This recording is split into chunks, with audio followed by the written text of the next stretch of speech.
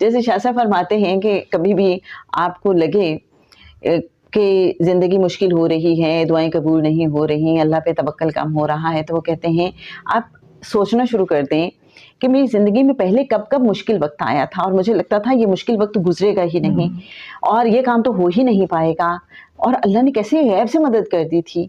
तो कहते हैं जब आप वो सोचेंगे ना तो अल्लाह पे आपका यकीन और तवक्कल बढ़ना शुरू हो जाएगा कि जिस रब ने मुझे पहले मुश्किल से निकाल लिया था और मुझे इतना कुछ अता किया है, तो वो अब भी मुझे अता करेगा, अब भी ये जो मेरा मुश्किल वक़्त है इसको आसानियों में बदल देगा।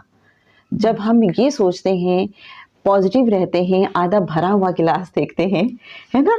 तो फिर आधा खाली गिलास महसूस नहीं होता। अल्लाह की जो देन है, उस पे हम राज़ी रहें और अल्लाह से कहते रहें कि अल्लाह तू मुझे राज़ी रख। मेरे अब्बा जी कहा करते थे, अल्लाह मैं तेरे तो बड़ा ही राज़ी हूँ।